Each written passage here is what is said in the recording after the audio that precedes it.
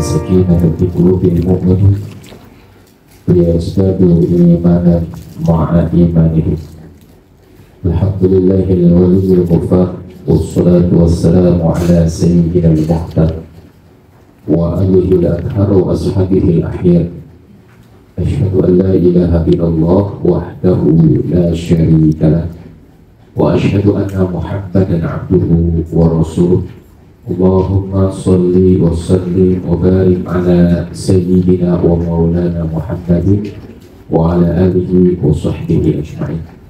قال الله تعالى في القرآن الكريم: أعوذ بالله من الشيطان الرجيم، بسم الله الرحمن الرحيم. وإذا سألك عبادي عني فإني قريب أجيب دعوة الداع إذا دعان فليستجيبوا لي وليؤمنوا بي لعلهم يرشدون. سبوح قدوس ربنا ورب الملائكة والروح، سبحان الله والحمد لله ولا إله إلا الله والله أكبر ولا حول ولا قوة إلا بالله العلي العظيم. اللهم أنت السلام ومنك السلام وعليك يعود السلام، وحينا ربنا بالسلام وأدخلنا الجنة دار السلام. تبارك ربنا وتعالى يا ذا الجلال والإكرام. آمين يا الله يا رب العالمين. Pertama-tama Bapak Ibu, mari kita sama-sama panjatkan puja dan syukur kehadirat Allah Subhanahu wa Ta'ala. Alhamdulillah, pagi hari ini Allah pertemukan kita dalam keadaan sehat walafiat, dalam keadaan sadar. Sadar deh, Bu. Sadar sudah di sini, nopo masih jalan? Nopo masih ada di rumah? Sudah di sini. Kalau sudah di sini, mari kita sama-sama ucapkan basmalah. Bismillahirrahmanirrahim. Membaca suratul Fatihah untuk kita semuanya. Mudah-mudahan nanti disebut nama masing-masing ya. Jika saya membaca suratul Fatihah, monggo disebut nama masing-masing. Hadiahkan untuk diri kita agar selalu sehat walafiat, dijaga Allah, diampuni Allah, dilindungi Allah dari bisikan-bisikan yang akan menjerumuskan kita kepada hal yang tidak baik. Untuk diri kita yang kita cintai bernama, semoga Allah ridhoi, semoga Allah jaga, semoga Allah ampun, semoga Allah kuatkan, semoga Allah lindungi, semoga Allah muliakan, semoga Allah berikan kelimpahan, semoga Allah perjalankan nasib, semoga Allah temukan dengan orang-orang baik dan orang-orang salih. Al-Fatihah. A'udzu billahi minasyaitonir rajim. Bismillahirrahmanirrahim. Alhamdulillahirabbil alamin. Ar-Rahmanir Rahim. Maliki yaumiddin. Iyyaka na'budu wa iyyaka nasta'in. Ihdinas siratal mustaqim. Shiratal ladzina an'amta 'alaihim ghairil maghdubi 'alaihim waladdallin.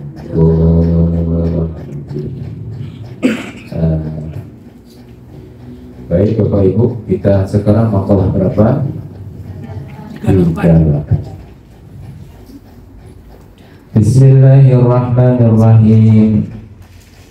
Kana Allahu wa la syai'a ma'ahu wa huwa la'an ala ma alaihi kan.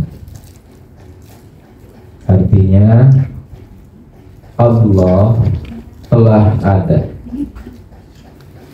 dan tiada sesuatu pun di sampingnya.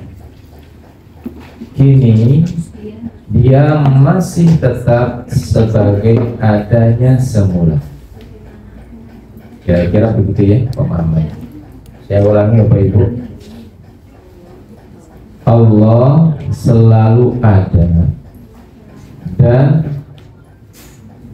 tiada sesuatu pun di sampingnya. kini dia masih tetap sebagaimana adanya semula. Bisa dipahami? Coba dibuka surat Al-Hadid ayat 3, coba.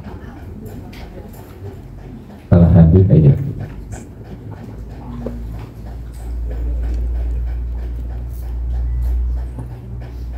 Nampak? Al-Hadid ayat 3.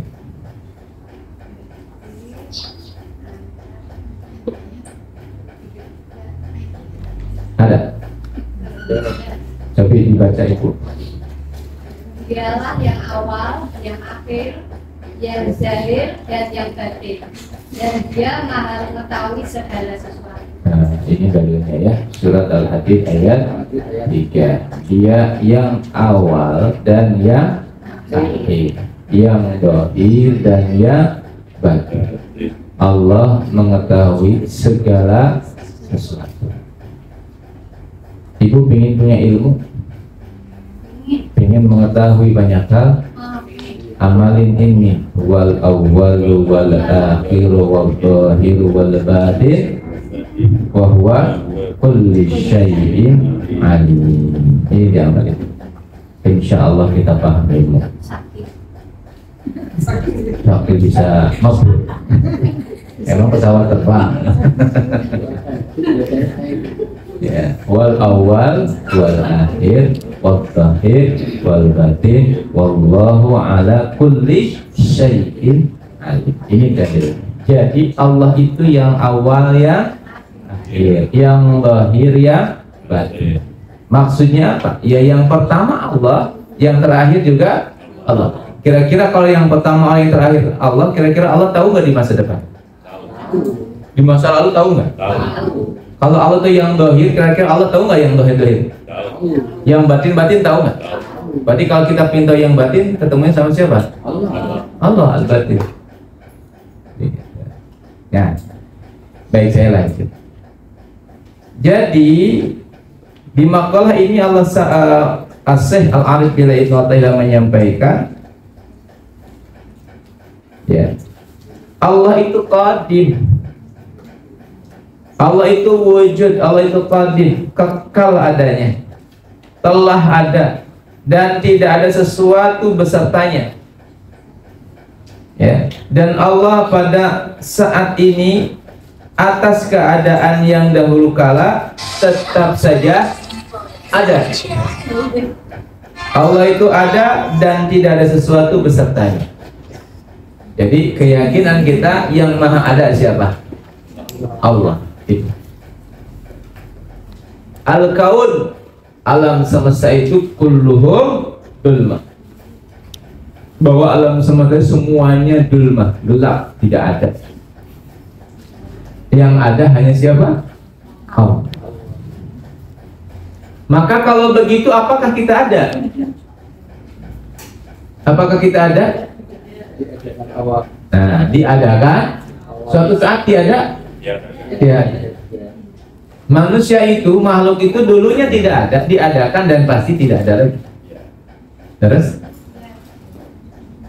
Maka ketika kemarin kita memahami bahwa saya bukan siapa-siapa, iya. Kenapa? Karena kita kan bukan siapa-siapa. Karena seluruh alam semesta itu sesungguhnya hadis atau baru, ya. Artinya diciptakan oleh Allah dan selalu ditopang oleh Allah. Jadi selain Allah, semuanya ciptaan Allah, makhluknya Allah, dan semuanya ditopang oleh siapa? Allah, sangat bergantung kepada Allah.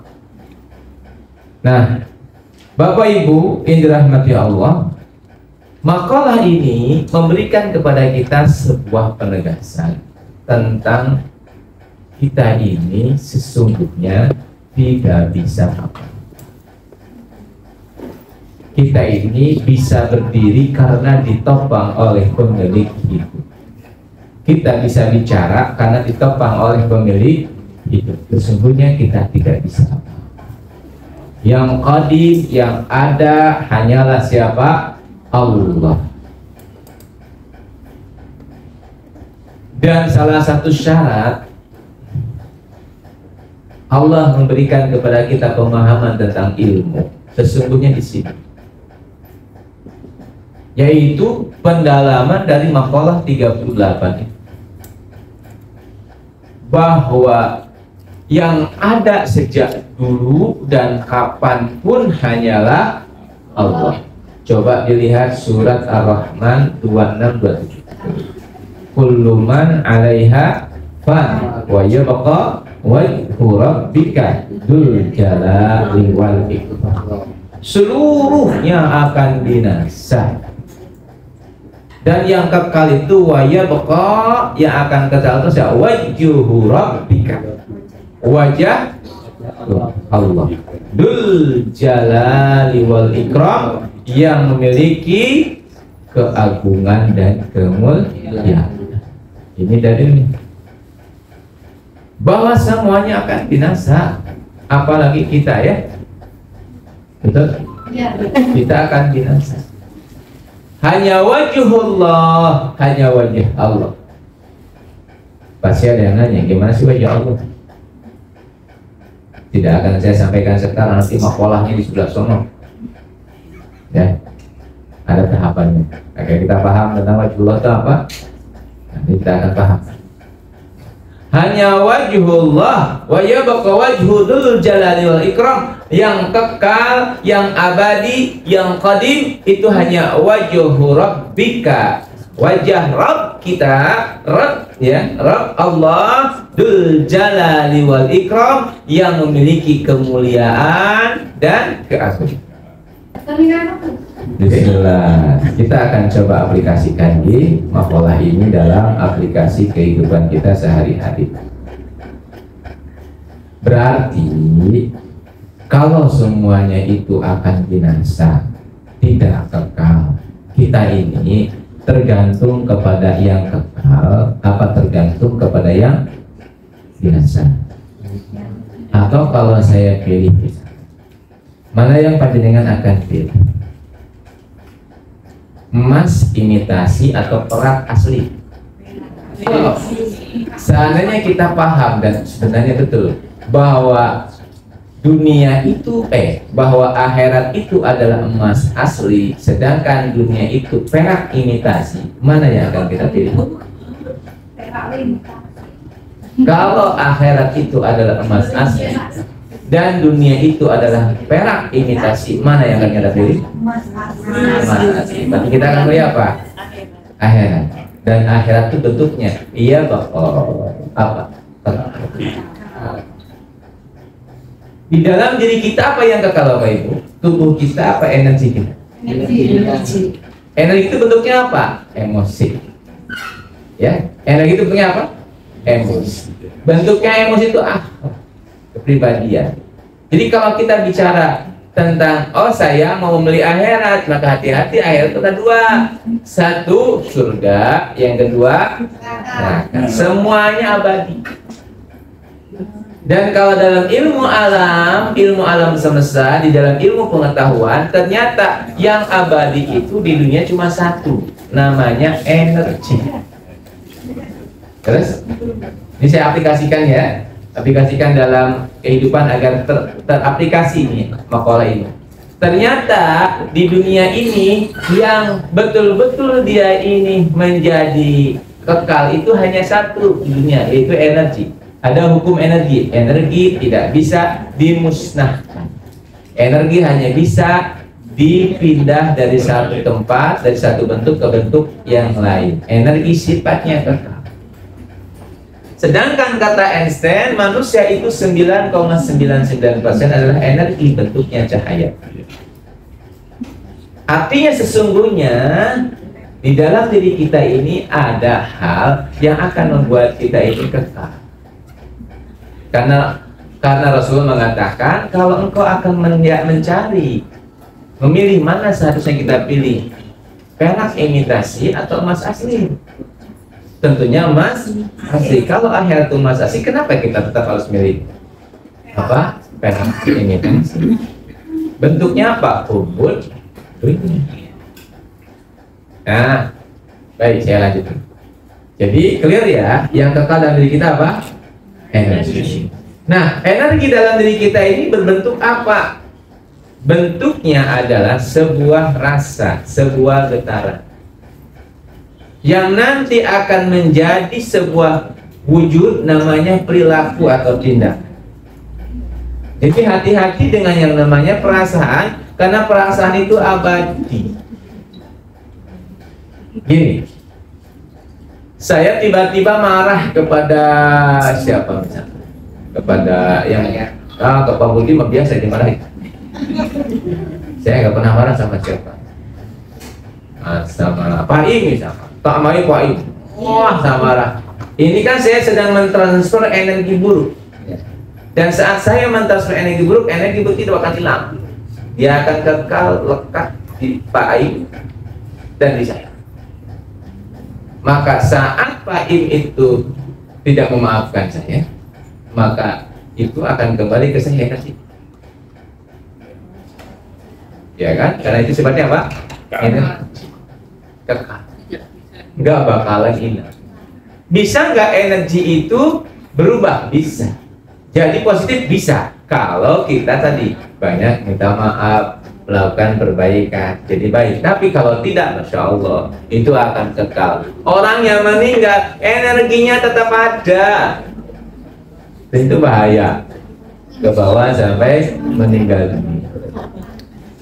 Orangnya sudah hilang, energi buruknya masih ada di dunia, Masya Allah. Yeah. Bisa dipahami? Nah, sampai sini ya. Jadi energi itu begitu sangat penting. Rasa itu sangat penting. Maka hati-hati dengan rasa. Kalau panjenengan perasaannya itu syukur, damai, tenang, maka tentunya perilakunya akan muncul ke orang lain, ke makhluk lain adalah kebaikan. Betul? Senyumannya, betul? Perilakunya, karyanya, yang membuat itu kekal.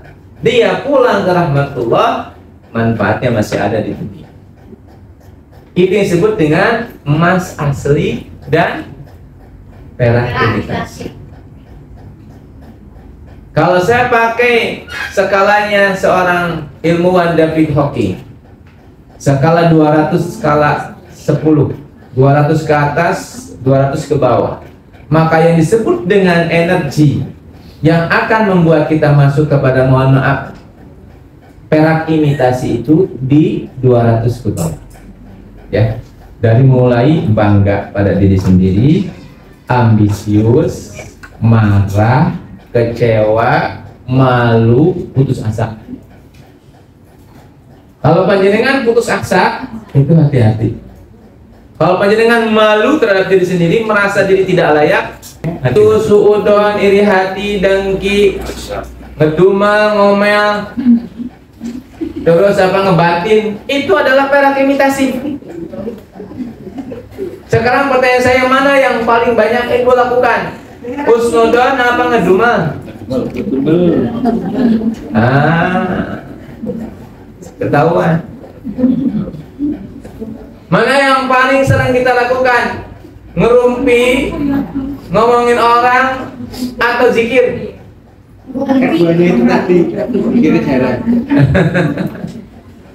Jadi ternyata kita ini sering sekali melakukan sesuatu yang itu sesungguhnya perak imitasi yang berbahaya.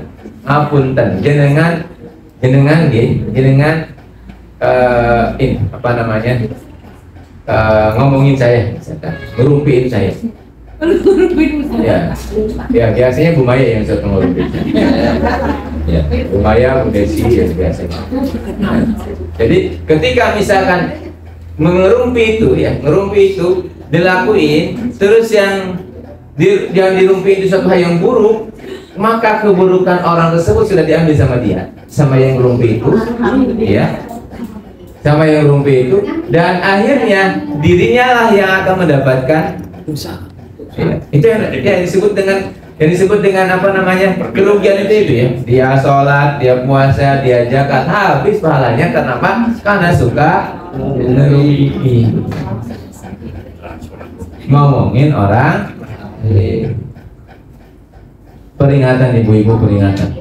Nah, ini agak ada meden-meden ini peringatan. Bagi orang-orang yang suka ngerumpiin orang yang paling dekatnya itu paling bahaya. Yang energinya paling besar. Siapa yang dirumpiin? Suaminya. Ada itu ngerumpiin suaminya? Enggak usah ngaku kelihatan. Suaminya dirumpiin. Kalau konsultasi boleh, tapi ngerumpiin suami tidak boleh. Energi kita habis. Bis. Loh, emang suaminya kan kayak gitu, nggak bertanggung jawab. Wajar saya ngerumpiin. Nah itu justru nggak bertanggung jawabnya nempel lagi kita, karena kita rumpiin. Udah serahin aja sama Allah. Ingat, kita sedang bicara apa tadi? Energi yang kekal. Kita ini aplikasi ini, mengaplikasikan makalah ini. Jadi kalau kita paham bahwa sesuatu itu kekal, mohon maaf, hati-hati dengan perasaan, hati-hati dengan berpikir. Ya, terkadang mohon maaf, kalau kita tidak sadar Bapak Ibu, terkadang kita ini ke bawah kepada sesuatu yang sebetulnya imajinasi, tidak ada buktinya, tapi hati kita ikut. Ya kan? Misalkan ibu-ibu nih, imajinatif aja. Kayaknya suami saya sudah nggak suka sama saya. Nek, seandainya suami saya balikin saya ke orang tua, ya rokok juga. Aku juga bisa hidup sendiri. Ini pikiran nih, pikiran jelek yang kita ikuti. Ya, aku ikut anak kayak tak urus dia. Ya, suami saya kayak aku tak perhatian sama saya. Ke bawah tuh sama si setan, sampai muncul kekesalan yang luar biasa itu dalam diri kita. Iya, kok bisa ya suami saya kayak gitu, berlaku sudah banyak pengorbanan. Aku enggak nikah kalau kowe, mungkin aku bisa saya jadi dosa. Udah banyak berkorban tapi ngomong perhatian ke aku ya.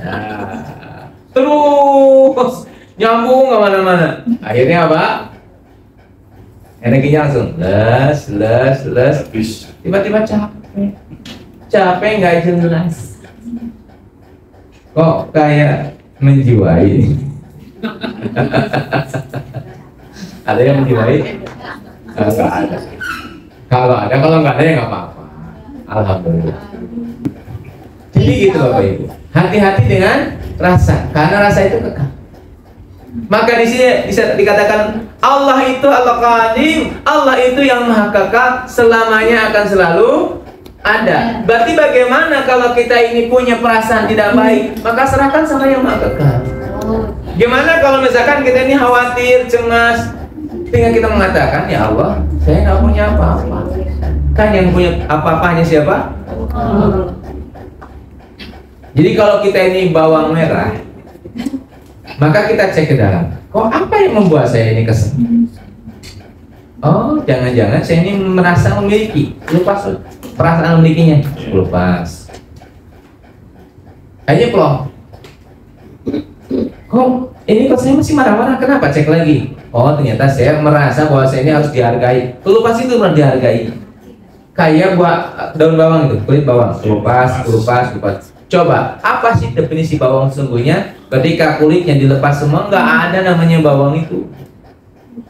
Ternyata bawang itu cuma daun bawang merah. Ketika daunnya hilang, bawangnya nggak ada. Siapa sih manusia itu? Coba di kulitnya dikelupas satu-satu. Nggak ada manusia. Yang bikin manusia itu merasa ada karena dia merasa memiliki. Maka saat kita misalkan bertemu dengan ketidaknyamanan hati, sakit hati, luka batin. Saya kenapa luka batin? Jangan-jangan bukan luka batin karena orang lain, karena diri kita sendiri, karena ego kita sendiri. Seperti yang saya sampaikan, sesungguhnya orang itu tidak masalah dengan orang lain. Ibu tidak punya masalah dengan suami, nggak punya. Masalah ibu itu dengan siapa? Diri sendiri. Dengan siapa? Ego kita masing-masing. Ego itu apa? Yang bikin kita tidak tidak kekal itu. Jadi gimana kalau begitu? Ya udah, jangan cari jalan keluar, nggak akan ketemu. Cari jalan ke dalam. Kok saya bisa marah? Kenapa ya? Jadi ke dalam ya. Kok saya bisa marah? Kenapa ya? Ke dalam. Oh, ternyata saya memiliki kehormatan yang diinjak-injak. Jadi saya marah. Agar saya tidak marah gimana? Ya lepas saja kehormatan. Semudah itu. Lepasin. Toh kita bukan siapa-siapa. Ayah, ya beres. Kenapa suami sering kesal sama istri? Karena suami masih memakai baju suami. Suami itu harus dilayani, harus dipahami, ya, harus disiapkan semuanya. Dan jadi ketika istrinya tidak menyiapkan, cuek, marah. Kenapa marah? Karena masih melekat baju suami. Kalau kita ingin tidak marah, lepasin aja baju suaminya, aman. Terus baju apa yang saya bawa? Abdi Allah aja. Terus gimana dengan isi? Ya dia kan hamba Allah. Saya dititipin sama Allah, saya layani karena Allah. Udah beres. Berarti saya nanti tidak dilayani? Ya nggak apa-apa, kan memang tugasnya bukan untuk dilayani, tugasnya untuk melayani. Terus dibuka tuh kulitnya. Lama kelamaan betul-betul nggak. Dan kalau nggak ada, sesungguhnya kita nggak punya masalah. Yang bermasalah siapa, Bu? Ego itu. Tapi seperti naik mobil, awal-awal kayaknya angin. Tapi kalau kita latih, akhirnya pintar naik mobil. Kalau kita memulai sesuatu yang belum kita lakukan, pasti wah. Tapi kalau kita coba, terus kita praktek, latihan lagi, insya Allah lama kelamaan kita bisa membuka. Jadi ibu, kalau ibu dikasih sama Allah, ya setiap hari itu hatinya itu senang terus. Senang, hatinya senang. Kalau hati senang, jangan gitu. Ya marah, jengkel, ya kesel itu kan senang hatinya. Ya, itu sesungguhnya kalau kita mau betul-betul masuk ke dalam kelembutan diri kita, kita sedang menemukan sebuah pelajaran dari Allah tentang bagaimana cara melatih, melepaskan kemelekatan. Kenapa saya marah? Oh ternyata saya masih punya perasaan saya ini adalah orang yang berjasa kepada dia. Makanya kita merasa sakit hati digitu sama dia. Kenapa? Karena kita merasa bahwa saya ini apa, Bu? Berharga. Saya ini punya apa? Punya jasa sama dia. Makanya lepasin, lepasin. Enggak. Gimana caranya? Ya itu setiap hari gitu. Kita selalu aja ada masalah, senang hatinya itu. Dan itu caranya adalah dengan kita terus berusaha melatih. Lama kelamaan imtina. Lama kelamaan tenang hatinya. Lama kelamaan damai jiwanya.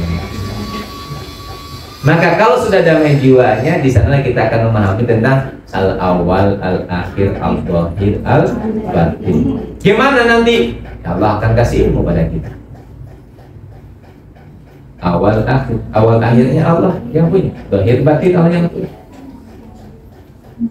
Saya pernah bertanya dan belajar dari seorang guru itu, yang beliau ini ya Quran itu ya kayak apa ya? Kayak sudah tidak pernah dia ingat gitu, tidak di luar kepala gitu. Jadi kalau beliau ditanya apa jawabannya Quran. Ditanya apa jawabannya Quran. Ditanya apa jawabannya Quran. Terus saya tanya, gimana? Ya, gimana sih? Kata beliau, Quran itu bukan dihafal. Quran itu bukan dibaca. Quran itu disiapkan wadahnya. Wadahnya Quran apa? Wadahnya Quran hati. Kalau hatinya bersih, hatinya suci, Quran itu akan masuk ke dalam hati kita. Kata beliau begitu. Terus saya koreksi, saya nggak bisa Qurannya nggak banyak, nanti saya masih banyak. Terus yang lain kan begitu. Jadi beliau tidak menyuruh saya untuk menghafalkan Quran. Beliau hanya menyuruh saya untuk membereskan wajahnya, membersihkan apa? Wajah. Karena Quran itu cahaya.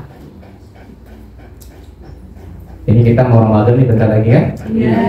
Nah, Quran itu akan masuk, nuzul Quran itu akan datang kepada kita kalau hati kita memang kita siapkan untuk menerimanya. Nah, gimana cara menerimanya? Tadi Ibu, latihan kita untuk melepaskan ego. Ego kita berlapis-lapis. Ini Ibu coba, Bapak Ibu sekarang sedang punya masalah apa? Cek aja ke dalam. Masih itu ada egonya. Terus saudara, cek aja ke dalam. Cek lebih dalam, lebih lembut, ketemu nanti. Kok saya kenapa begini? Kok saya marah? Kenapa saya marah? Cek lagi. Oh iya, saya merasa punya sesuatu. Saya merasa berjasa. Itu biasanya begitu, jadinya marah. Betul.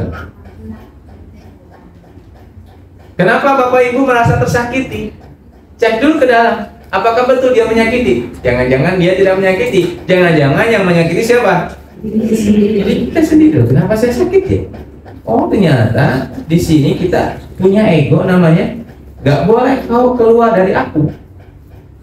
Kalau kau keluar sakit diriku. Nah, jatuh gitu. Maka itu akan membuat kita sakit. Merasanya dikhianati, ditusuk dari belakang. Kan itu kan sebuah apa ya? Bayangan ya, apa namanya? Ilustrasi. Aku ditusuk dari belakang. Oh sakit banget ya. Ditusuk dari belakang. Hati-hati ke kata-kata. Kan kalau kata-kata kita begitu bahaya itu. Seakan-akan aku ditusuk dari belakang. Ditusuk dari belakang kan lebih berat. Sakit. Hati sesungguhnya yang punya bahaya itu, yang punya masalah itu sebetulnya siapa? Diri kita. Gak boleh kita ini mengatakan dia bermasalah. Saya yang bermasalah. Saya punya pikiran kayak gitu bahaya ini. Maka cek ke dalam. Waduh ini udah mulai ini agak berat nih. Tazkiyah, bersihkan hati kita. Gitu. Itu ya. Jadi tadi saya sampaikan. Oh, di manakah kita harus meletakkan diri kita agar kita berada dalam naungan yang maha awal, yang maha akhir, yang dohi, yang batin, yang qadim, yang kekal. Di manakah agar kita berada di naungan yang kekal itu? Maka kita berada di naungan perasaan satu, berawal dari perasaan siap menerima, berani mengambil resiko atas semua tindakan yang kita lakukan. Karena di antara kita pun ada yang tidak mau mengambil resiko atas perilakunya sendiri. Takut dengan perilakunya sendiri. Itu bahaya, itu sudah masuk ke bawah. Aku takut ya. Kamu nggak ngerti aja, iya takut dimarahin. Berarti ini kita berani bawah. Jadi pertama keberanian kita. Keberanian apa? Misalkan mohon maaf kita berbuat salah, terus Allah kasih sekarang takdir begini. Takdir kasih Allah takdir itu susah. Ya sampun terima mau Anda, ini kita berani. Walaupun ini resiko saya, kemarin saya berbuat salah, kemarin saya berbuat maksiat. Nah ini resikonya, saya terima apa adanya pun ini adalah takdir dari Allah. Saya terima. Itu berani namanya. Nah berawal dari ini, sesungguhnya insya Allah kita masuk ke dalam level-level yang disebut dengan level kebakaan, bakok, kekal bersama yang maha kekal. Jadi yang selalu kita lakukan sesuatu hal yang akan membuat kita kekal. 3 amalan yang kekal. 1, ilmu yang manfaat. Yang kedua, sedekah jariyah. Yang ketiga, anak soleh yang mendoakan. Berada di garis itu terus. Bahkan akhirnya minum dan makan pun menjadi kekal. Bahkan mohon maaf, akhirnya tubuh kita pun tidak indah. Tidur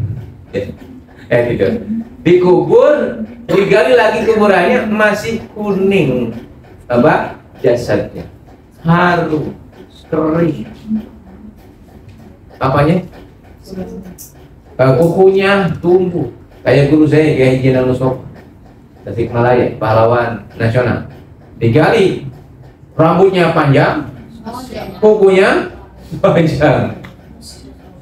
Udah berapa puluh tahun kan?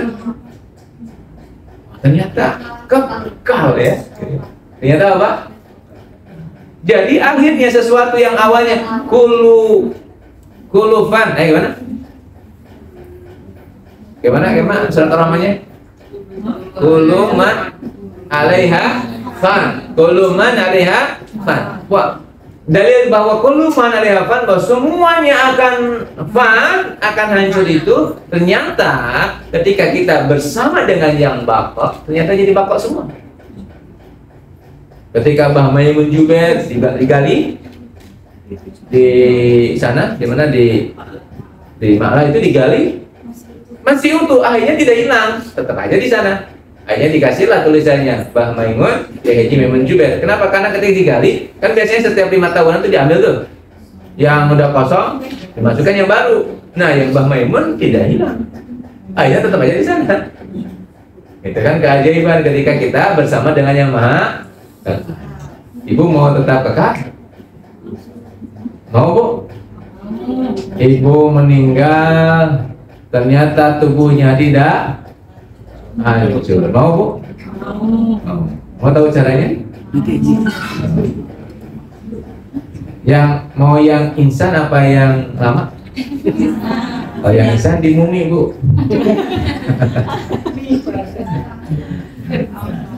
Kalau yang kan Fir'aun kan masih ada, tapi di bumi ya gitu. Sama dikekalin sama Allah dengan caranya, dengan cara Allah. Tapi kalau yang satu lagi kekalnya memang tidak mau tuh tanah mengambil, karena dia udah menjadi cahaya, udah menjadi energi. Gitu. Sampai sini bisa mau dipahami ya? Bisa mau dipahami. Jadi carilah amalan-amalan yang kita bersama dengan yang Maha Kekal. Beradalah di vibrasi energi yang energi ini akhirnya kita membuat akan kekal kebaikannya. Maka insya Allah ibu sebetulnya ada rumus bagaimana sih caranya agar kita ini tubuhnya tidak hancur. Maka energi kita harus berada di energi yang kekal, di atas 200%. Perasaan yang muncul apa tadi? Menerima, mensyukuri, memahami, cinta kasih, penghormatan yang mendalam, ya, keberanian, ya, terus kepahaman, kedamaian, terakhirnya pencerahan. Jadi hatinya damai, gitu ya. Maka kalau hatinya damai, lihat orang itu tidak akan menjustifikasi. Ingat, mohon maaf, kalau ibu ngaji hikam, terus ibu melihat, ngapunten ya, kalau laki-laki percaya ya, misalkan ngapunten, melihat orang yang joget, nggak pakai baju, terus bilang, wush, raka gitu. Nah, berarti kita belum raka. Atau kita menjudge orang yang mohon maaf yang ada di mana? WTS, PSK. Terus kita mengatakan ini adalah ahli-ahli neraka. Waduh, berarti kita belum paham. Belum paham apa? Belum paham tentang apa itu yang disebut dengan baqa. Kalau orang berada dalam proses kedamaian, dia tidak akan menjustifikasi orang. Hanya ada satu hal saja, dia hanya mendoakan dan mengatakan permainan belum berakhir. Kayak sepak bola. Ibu sepak bola di menit kelima kebobolan 2 gol. Kira-kira sudah kalah belum? Belum, baru menit kelima. Bisa jadi menit ke-10 kebalik. Jadi 4-5, 5-2. Atau ternyata malah kebobolan lagi 4-0. Ya, nggak tahu juga kan. Tapi kan belum selesai. Selesainya seseorang bisa dinilai itu di akhir. Dan siapa yang boleh menilai? Siapa yang boleh menilai? Tidak ada yang lain, hanya Allah yang boleh menilai. Okay. Coba ibu dilihat di surat Ghafir, surat 40 ayat 56 tuh. 58 ya.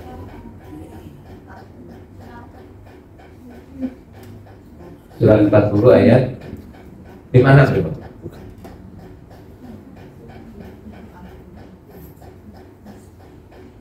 Ada? Coba. Surat 40 di mana? Surat 40 mana?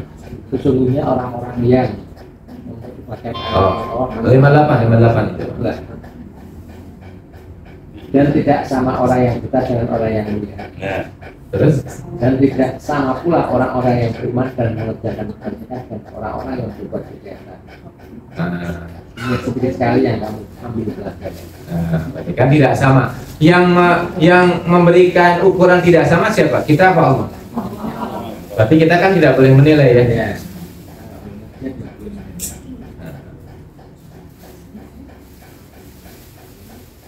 Ayat 40 itu surat 45:6 itu. Mungkin itu 5. Oh, itu surat 45:6. Gimana tadi Tadi. orang-orang yang berdebat. Coba di atasnya, di atasnya. 56 betul. Maka bersabarlah 55. Ah, 55. Sesungguhnya dari Allah itu benar dan Allah. Ya. Nah, tadi yang 58 ya. 58 berarti satu hal yang apa yang kita pahami bahwa yang boleh menilai sama atau tidak sama siapa? Allah. Betul, tidak sama orang buta dengan orang yang melihat, orang yang benar dan orang yang terus ya menyampaikan tidak sama kita Allah. Berarti penilaian itu kepada siapa seharusnya kita serahin? Kepada Allah. Maka kita tidak punya hak untuk menilai orang. Enggak boleh. Kami nggak tahu energi langsung apa. Ya, understand? Dia apa? Ngaji hikmah nggak boleh menilai orang. Setuju? Setuju. Ya, udah serahin sama Allah. Cukup Allah yang tahu aib hamba-hamba. Terus Ya saya ngerti. Al-Furqan 25 coba dilihat. Al-Furqan. Surat 25, surat 25. Surat 25 ayat 56.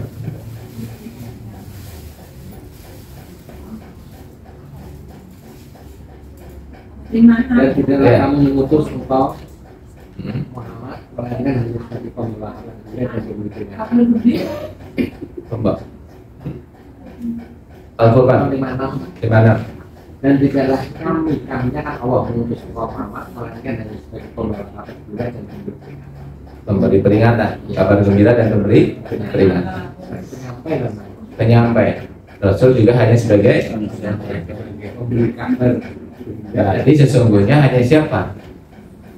Yang punya hak siapa? Allah. Rasul aja hanya sebagai Penyampai. terus ya? Masya Allah. Oke. Nah ini Ibu yang dirahmati Allah, sehingga kita tidak ada yang apa ya? Tidak ada yang bisa untuk menilai kecuali siapa? Nah, bisa dipahami? Oke, saya lanjut. Nah, sekarang aplikasinya, tahapan-tahapan, cara-caranya, bagaimana agar energi kita selalu ada dalam kepositif. Ya. Satu, caranya adalah coba dilihat makalah ke-73. Ya, loncat dikit saya ke-73.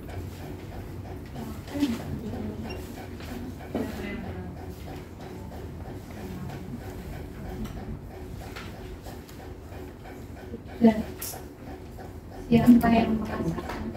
Nah, coba dibaca, Ibu. Siapa yang merasakan buah amalnya di dunia, maka itu bukti bahwa amalnya diterima di akhirat. Ya, satu kawan ya. Man wajada thamarata amalihi ajilan fahuwa dalilun ala wujudi qabuli ajilan. Siapa yang merasakan buah amalnya di dunia, maka itu bukti bahwa amalnya diterima di akhirat. Ini caranya. Jadi amal-amal kita ini sesungguhnya ada buahnya. Dan kalau kita bisa merasakan buahnya di dunia, artinya amal kita diterima di akhirat. Artinya amal kita jadi kekal. Tahapan-tahapannya apa? Yang pertama, separuh dari diterimanya amal itu adalah saat kita beramal, kita merasakan manisnya amal. Manis itu apa? Kalau di dalam ilmu agama itu manis itu lezat, nikmat. Jadi ngaji nih, kita merasakan manisnya ngaji itu, insya Allah ngajinya separuh sudah diterima. Separuhnya niat kita. Asik nih ngajinya nih, aku merasakan damai, nyaman, tenang, enak, enteng, itu sudah separuh diterima. Kita sholat, kita merasakan manisnya sholat. Insya Allah enak sekali sholatnya. Itu namanya sholat kita udah separuh diterima. Begitu juga sangat mudah kita mengenal apakah sholat kita diterima atau tidak dari rasa saat sholat. Rasanya saat sholat itu apa? Semeraut. Kalau cepat-cepat apa namanya? Kemerungsung. Garuk-garuk sebagainya. Itu tanda dipastikan sholatnya tidak diterima. Rumusnya begitu. Ya. Loh kok saya begini sholatnya? Ternyata kita sholat masih mikirin yang lain. Ya. Contoh tanda sholat kita diterima itu diantara juga begini. Kita bisa merasakan buah manisnya sholat. Apa? Saat sebelum sholat kita marah, setelah selesai sholat kita damai, tenang. Itu namanya sholat kita diterima sama Allah. Saat sebelum sholat cemas, khawatir, habis sholat Allahu Akbar, Assalamualaikum, Assalamualaikum, hilang cemasnya. Ini sholat kita diterima. Itu caranya. Mengetahui apakah amal kita sudah menjadi kekal atau tidak. Kekal itu gimana? Amal kita diterima di akhirat, tidak mana lagi. Jadi separuh dari diterimanya amal itu gimana, Bu? Nah, merasakan manisnya, lezatnya ibadah.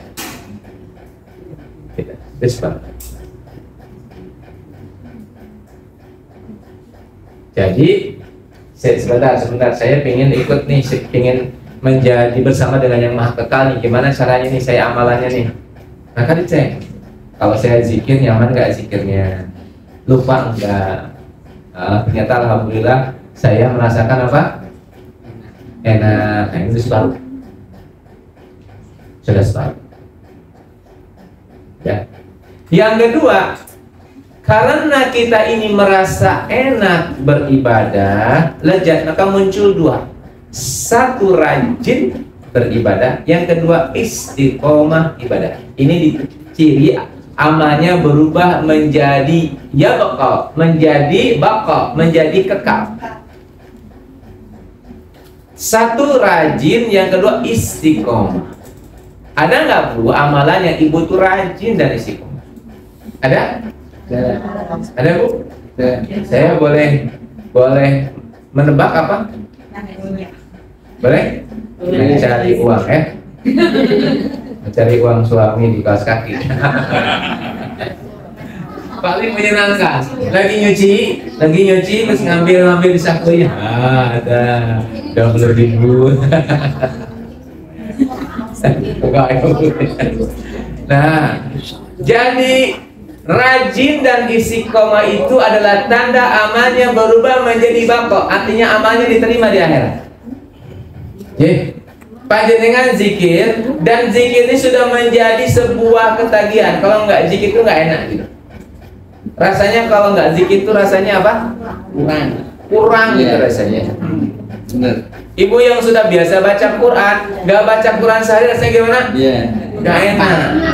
Dan itu ketika kita mau membaca Quran nggak ada beratnya, rajin aja gitu. Rajin itu enak, gampang. Ada juga amalannya taklim. Itu kalau udah taklim itu gampang sekali. Ya. Taklimer.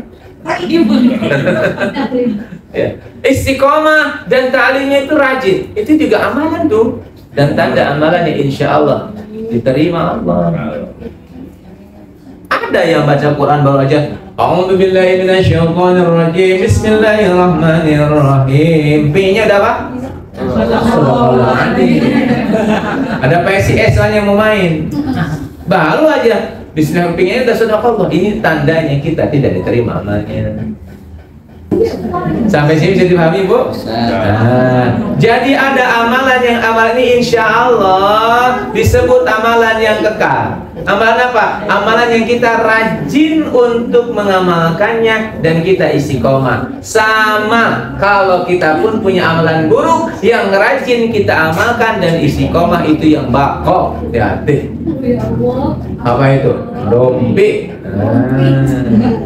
Tapi ibu-ibu sini nggak ada. Saya lihat nggak ada yang rompi di sini. Nggak masuk. Alfa ya. Udah absen. Jadi tidak ada orang yang Masya Allah ya. Kalau ada amalan, hati-hati. Kalau kita punya amalan yang rajin kita lakukan dan kita istiqomah melakukannya dan itu buruk, hati-hati. Itu jadi bakok. Itu menjadi lubang masuk neraka. Ya.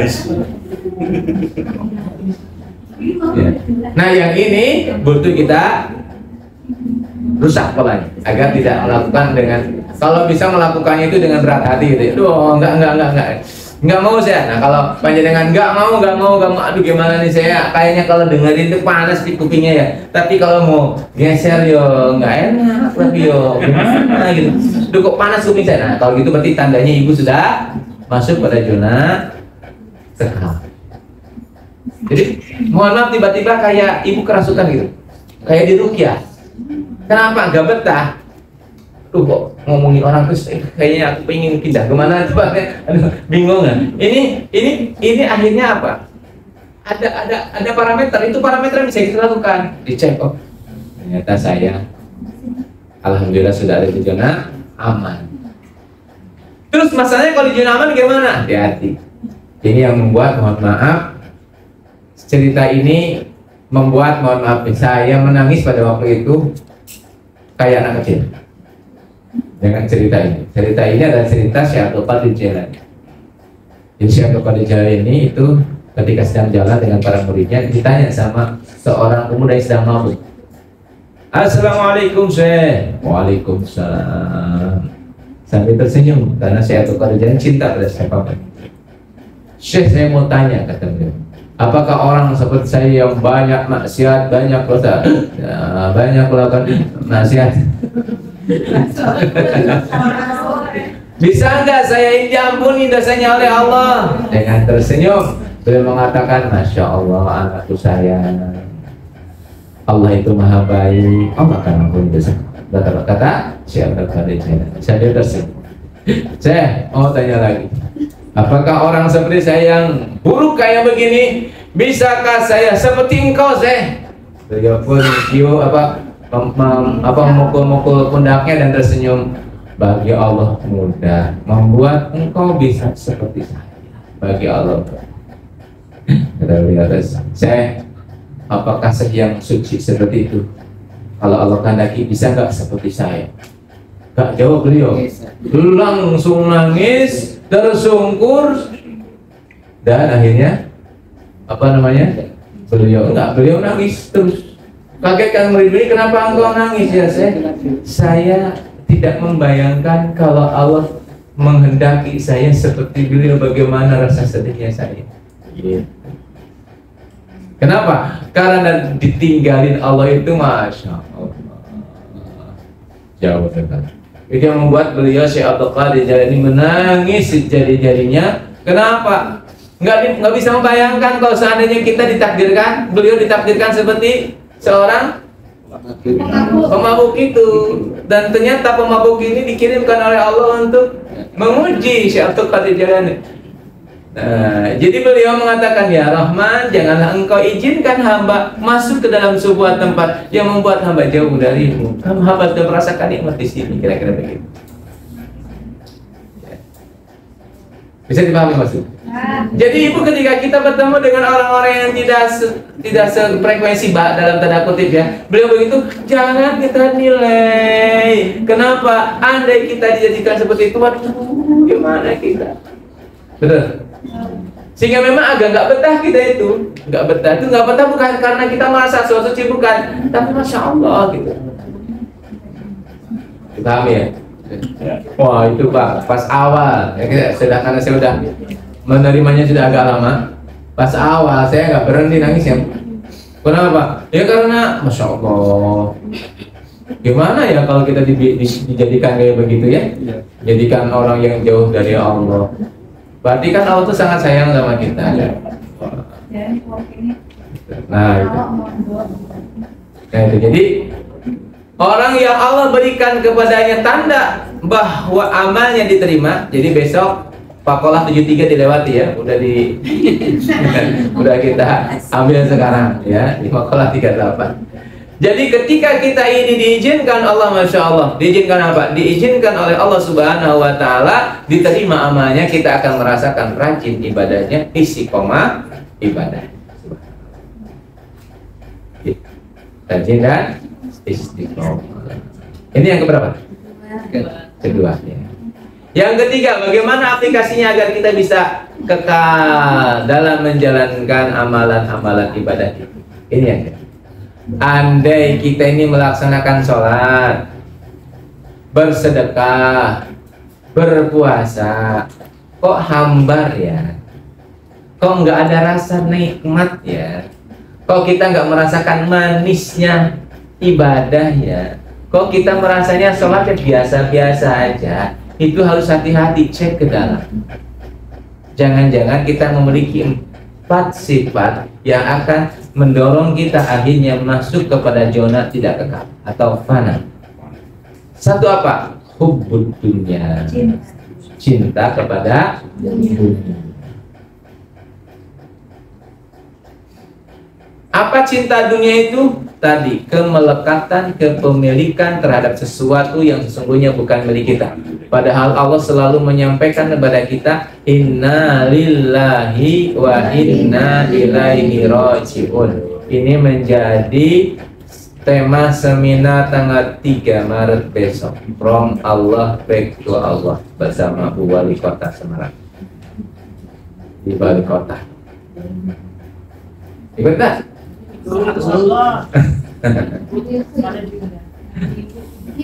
Minggu besok. Jadi inna lillahi wa inna ilaihi raji'un itu artinya apa? Memang kita ini nggak punya apa-apa, semuanya kepunyaan siapa? Allah. Hubbud dunya, merasa memiliki, melekat dengan sesuatu itu tidak boleh.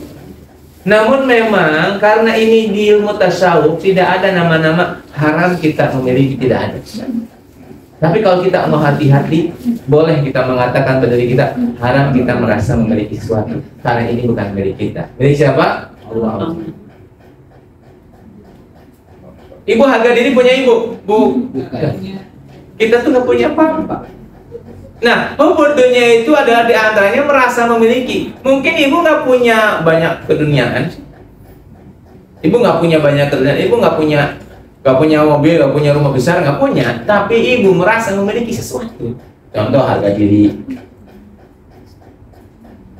Lu kayak jangan gitu sama gua emang miskin, tapi gua juga orang. Berarti kan, mohon maaf, kepemilikan itu bukan masalah kaya atau tidak punya.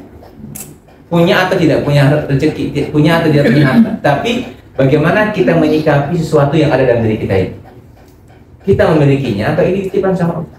Kalau kita memilikinya, itu sudah hubungannya, Bu. Ibu merasa memiliki suami, udah hubungannya. Suami punya siapa? Allah. Berarti kalau suaminya macam-macam gimana? Enggak nangis ditutupin bantal.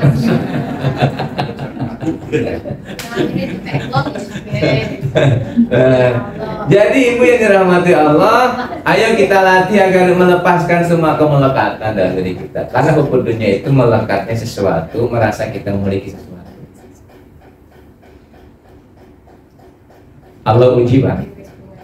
Bagaimana saya sedang belajar tuh. Saya belum bisa, saya sedang belajar untuk tidak melekat dengan HP. Masya Allah, kebetulan HP-nya ketinggalan. HP-nya mana? Oh, ternyata ketinggalan di rumah, ya sudah. Ya, udah mulai nyaman. Nggak saya ambil, enggak, biarin aja. Emang siapa yang menelpon saya? Santai aja. Untuk apa? Untuk saya melepaskan kemelekatan dengan apa? HP biasa aja, nggak ada HP juga biasa kok. Ini contoh ya, belajar untuk melepaskan kemelekatan. Diuji sama Allah, lupa saya. Lu kok HP-nya di mana? Oh, di rumah ya memang. Padahal mungkin ada waktu untuk ambil, tapi nggak usah diambil. Kita juga paling juga nggak ada yang menghubungi saya. Kalau mau hubungi saya juga nggak apa-apa. Kan HP-nya ketinggalan, tinggal maaf ketinggalan HP-nya kayak beres. Ya Bu, mau praktek Bu? HP-nya tinggal di sini. Nanti saya bawa. Ya. Baik, itu yang pertama ya. Jadi hubbud dunia. Yang kedua adalah ujub. Apa itu ujub, Bu? Ujub itu bangga diri ya. Ini loh gua, aku, sopo, aku, aku. Itu kok bisa? Oh aku. Itu namanya apa? Siapa dulu? Kok bisa ya? Iya aku. Itu namanya apa? Ujub. Gimana kalau guyon? Guyon ya nggak apa-apa, tapi hati-hati kalau masuk ke hati. Karena antara guyon sama kenyataan terkadang tipis. Bisa dipahami, Bu? Yang kedua apa? Ujub. Ujub itu bangga dengan diri. Gua hebat. Jadi mohon maaf kalau di dalam ilmu hikam tidak boleh percaya diri, Pak. Karena percaya itu akan bikin bangga, ujub, ngotorin hati. Terus gimana caranya kalau di hikam? Di hikam namanya percaya Allah. Transformasi dari percaya diri menuju percaya Allah. Saya punya Allah. Bagi Allah semuanya mungkin. Kalau Allah takdirkan saya bisa, ya bisa. Tapi sebetulnya saya nggak bisa. Cuma dibisahkan oleh siapa? Allah. Nah, itu namanya percaya Allah. Ternyata begitu Allah selalu memberikan kepada kita kemudahannya. Berarti semakin kita percaya sama siapa? Allah. Dan kita sudah tidak percaya diri lagi. Saya percaya siapa? Allah. Karena percaya diri akan muncul keujuban. Teori motivasi mengatakan orang yang pede itu sangat luar biasa hebatnya. Percaya diri. Percaya dengan diri sendiri. Tapi kalau hikam enggak, percaya Allah. Karena Allah yang mengatur segalanya. Gitu ya. Oke. Ini ke berapa?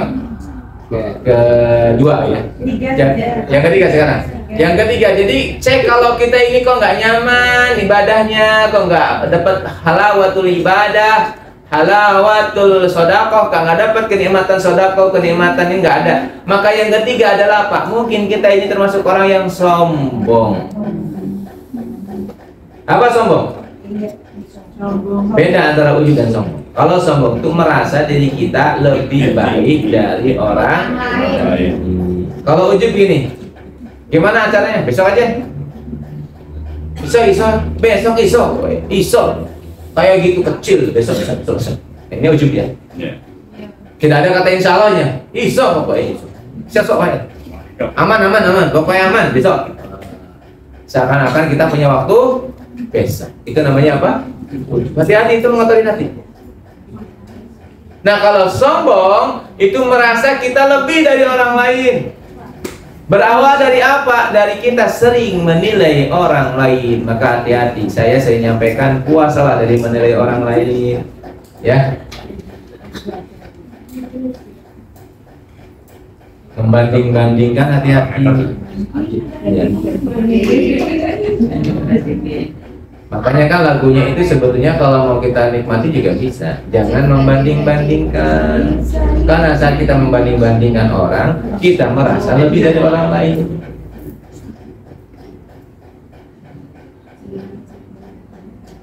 Calon presiden A, calon presiden B, kita banding-bandingkan. Gak usah dibandingkan, semuanya baik kok. Tinggal kita cocoknya dengan siapa gitu aja.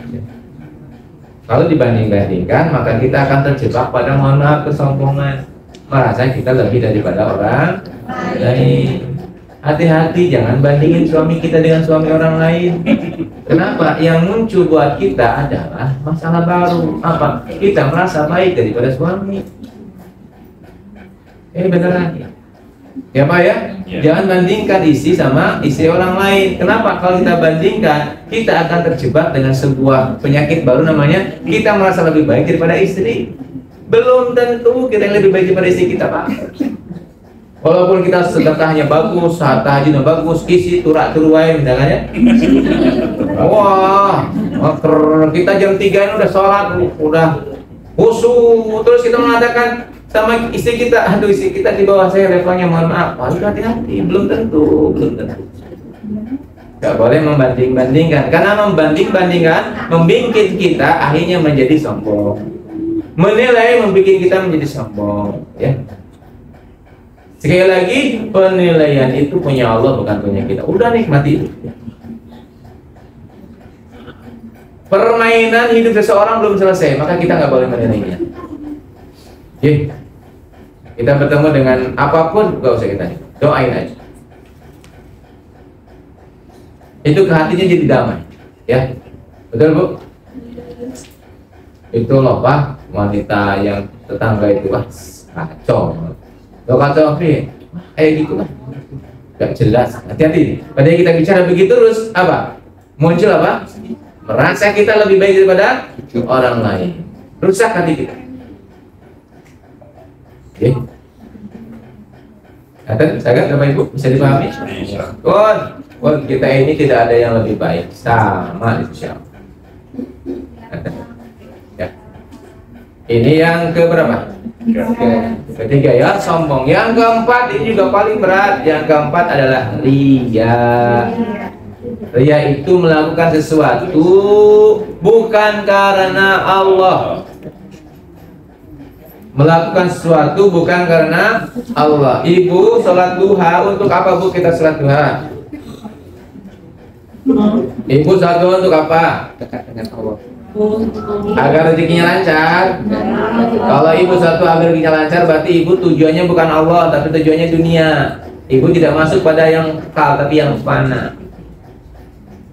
Ibu baca surat Waqiah tiap duha untuk apa? Dekat dengan Allah. Biar rezekinya lancar, berarti ibu masih pada posisi di mana niatnya bukan untuk Allah. Baca aja karena Allah.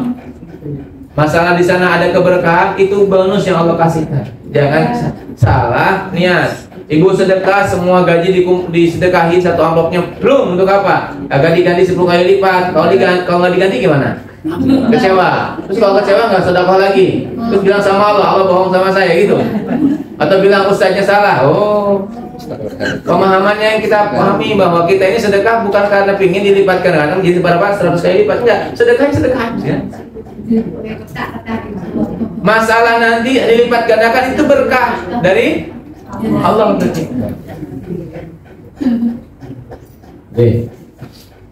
Boleh silakan.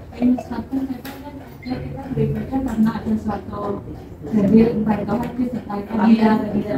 Kalau biasakan seperti hadis, kalau setiap subuh malaikat mendoakan yang sedekah, melaknat yang tidak sedekah. Jadi karena itu kita biar ini ya rutin sedekah subuh misal seperti itu niatnya berarti apa ya? Ya. Jadi innamal a'malu binniyat. Sedangkan semua hadis itu dan Quran sebagai jalan alur. Oh, berarti kalau saya tidak sedekah itu begini, kalau sedekah begini, gitu ya. Kan itu ada alurnya. Nah, saat kita bersedekah, sudah sedekah itu sesuai dengan niatnya. Niat kita apa sedekah itu? Niat kita sedekah itu harus tulus, ikhlas karena Allah. Tulus, ikhlas karena Allah. Ya. Saya masih penasaran Bu. Coba sekarang 4065 Bu. Surat 4065. Ghafir 6045. Harus tulus 40 sampai.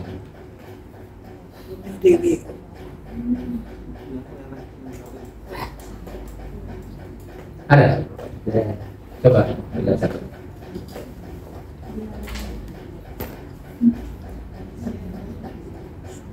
Dialah yang hidup kekal. Terus? Ada Tuhan selain Dia. Maka sembahlah Dia dengan tulus, ikhlas, bertakwa kepadanya. Adalah puji dari Allah Tuhan seluruh alam. Maka beribadahlah kepada Allah dengan tulus, ikhlas. Garis bawah itu ada tuh kata-katanya. Ibadah pada Allah dengan apa? Tulus, ikhlas, nggak berharap apa-apa. Oke? Ya sedekah subuh mawon. Gimana dengan hadis itu? Itu hadis itu sebagai MOU. Kalau kita kerja ada MOU. Kalau kita ini begini dikasih ini. Tapi pas kerja udah ikhlas aja. Totalitas dia. Nanti pasti ada bayaran setelah sebulan kan begitu? Saya kerja ada SPK-nya, surat perintah kerja, betul? Surat perintah kerja udah keluar, kita bekerja. maka di sana akan muncul rincian-rinciannya. Kalau kita kerja gini, gajinya sekian. Terus waktu kita kerja apa? Kita mikirin gaji? Enggak kan? Kita kerja tulus ikhlas. Sama. Beribadah pada Allah itu pasti Allah kasih pahala, ada lipat ganda sebagainya. Namun saat kita melaksanakan ibadahnya, udah nggak usah mikirin itu. Arabnya gimana itu Arabnya? Ghafir 65 Arabnya gimana? Fad'u mukhlisina lahuddin. Fad'u mukhlisina lahuddin. Maka beribadah kepada Allah dengan tulus ikhlas beragama kepadanya. Jadi tulus ikhlas. Itu sudah ada dalilnya. Jadi tulus ikhlas kepada Allah. Baik, itu yang berapa? Nah, jadi ria itu ya. Ria itu kita melakukan segala sesuatu amal bukan karena Allah. Oke, sekarang coba ikhtiarkan. Kita beramal karena Allah aja. Ibu melayani suami itu amalan biasa apa ibadah? Kalau ibadah nggak usah berharap dari suami, udah berharap dari tulus ikhlas aja. Suami mau senyum atau tidak, bukan urusan ibu, karena ibu sedang menjalankan perintah Allah untuk beribadah dengan tulus ikhlas. Sama Pak ya, Bapak kerja keras, istri kok nggak menghormati Bapak, biarin aja nggak apa-apa. Bapak bekerja bukan pengen dihormati suami istri, Bapak bekerja karena tulus ikhlas karena Allah perintah. Aman kalau begitu, insya Allah keluarganya sakinah, mawaddah, warahmah. Understand?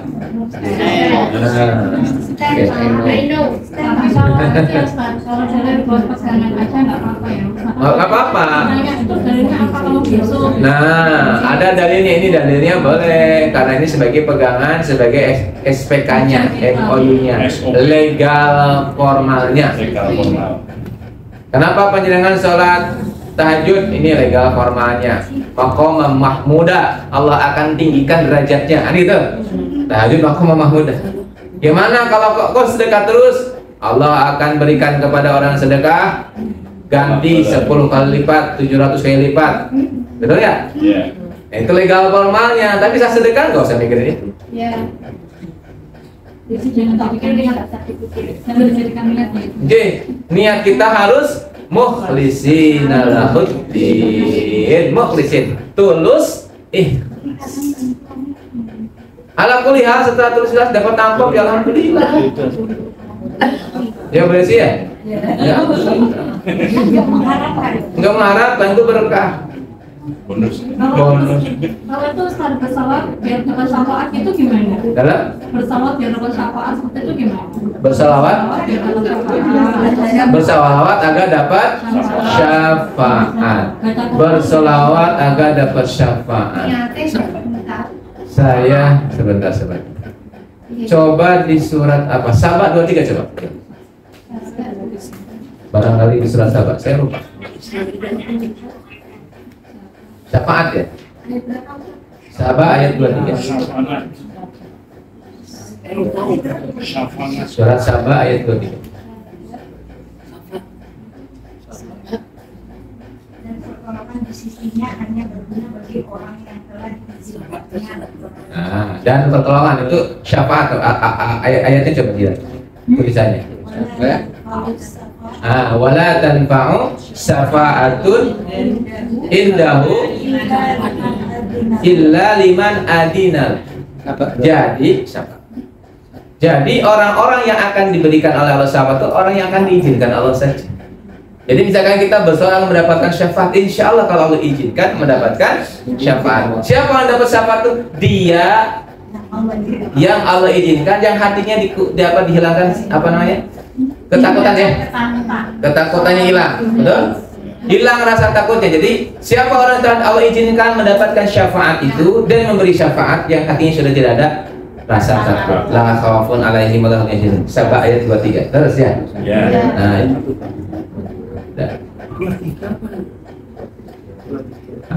Oke.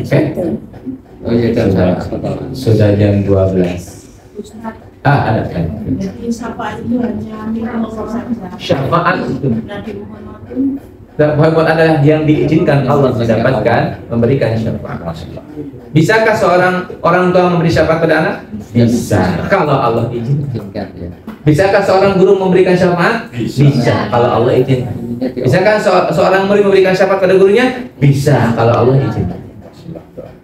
Jadi nanti ibu-ibu pas di surga langsung memberikan syafaat kepada saya atas izin Allah. Alhamdulillah. Ya, saya diselamatkan oleh panjenengan. Insyaallah. Jadi sesuai apa yang Allah izinkan. Itu surat Sabah 23 ayat. Oke.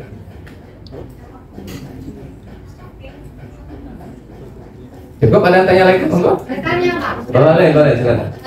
Ada yang bilang doa 40 orang itu sama dengan doa satu wali.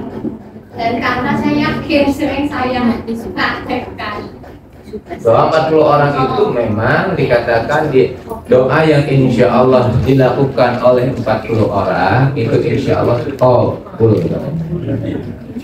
Maka berdoalah minimal pada bersama dengan 40 orang. Maka saat kita melaksanakan sholat Jumat, khatib berdoa, itu khatib doanya harus yang bagus. Kenapa? Insya Allah yang Jumatan itu lebih dari berapa? 40. Artinya Allahumma ighfirlil mu'minina wal mu'minat wal muslimina wal muslimat. Amin. Insya Allah. Walaupun ada yang gini. Amin. Karena baru bangun. Jadi kalau tanya, Ustaz, khutbahnya tadi isinya apa? Amin. Karena dari mulai Assalamualaikum itu Masya Allah Bu. Itu kerennya sholat Jumat haji begitu. Ketika khatib Assalamualaikum warahmatullahi, itu kayak kesini langsung les. Langsung betulan, langsung kesini. Ini saya juga suka begitu. Jadi mohon maaf, suka licik Bu ya. Kalau saya jadi khatib, nggak boleh ada yang tidur. Tapi pas saya jadi mustami, ketiduran biasanya. Belajar dari Allah. Belajar dari Allah. Ya, Masya Allah. Ya Allah. Nah gitu. Ada yang tanya lagi Bu? Ya, baik, monggo. Tadi itu saya dengar kalau kita ngibah bergunjing. Ngibah. Suatu contoh, Pak Meno ngibah sama saya. Semua dosa-dosa saya, semua apa saya, jelek saya diomong sama orang lain. Tadi kata Ustaz, apa namanya, energi akan pindah ke lah. Misalnya saya digitukan, saya digibahi. Saya kan berarti kan dapat pahala. Betul. Jadi nggak usah marah berarti. Nggak usah marah. Jadi alhamdulillah. Kalau alhamdulillah ya Allah, matur suwun Mas sudah ngomongin keburukan saya. Mas. Kita diberi pahala. Gitu. Ya, ini ceritanya begini ya, di hadisnya begini, hadisnya itu. Rasul mengatakan kepada para sahabat, siapakah orang yang rugi itu? Para sahabat itu. Orang yang rugi itu adalah orang yang bangkrut itu adalah orang yang ketika dagang modalnya habis. Kata Rasulullah bukan? Tanya lagi sampai 3 kali nggak ada yang lana bukan? Terus kalau gitu ya Rasul terus siapa? Dia kata Rasulullah yang dulu ketika di dunianya dia punya amalan haji, amalan umroh, amalan puasa, amalan baca Quran, amalan-amalan baik yang lainnya, amalan sedekah yang lainnya, dan ketika masuk ke akhirat lalu dia membawa amalan-amalan tersebut lalu berada di sana Maha Pengadil Allah Subhanahu wa taala. Lalu saat beliau membawa semua amalan baiknya itu, lalu di sanalah Allah panggil orang-orang yang dia sakit. Satu pertama dipanggil oleh Allah, apakah dia ini orang baik? Tidak ya Allah, dia sudah menggibahi saya. Ya udah ambil kebaikannya, ambil itu kebaikannya. Yang kedua begitu juga, ambil lagi kebaikan sholatnya, ambil lagi kebaikan zakatnya, ambil puasanya, semuanya airnya habis. Yang giliran yang ke-100 ada 100 orang yang gibahi, yang 100 ya Allah saya mau ngambil tapi udah habis semuanya. Ya udah keburukan dia kasihkan ke dia, keburukan dikasihkan. doain. Akhirnya setelah selesai dia menjadi orang yang bangkrut. Nah itu dalilnya begitu. Mau yang mana Bu? Mau yang bangkrut apa yang untung? Boleh. Kalau mau yang bangkrut juga boleh, silakan lanjutkan gibahnya ya. Belum punya lanjutkan. Boleh Ibu baca Quran, puasa, haji boleh, silakan. Umroh beberapa kali silakan, dan terus gibah silakan. Insya Allah bangkrut.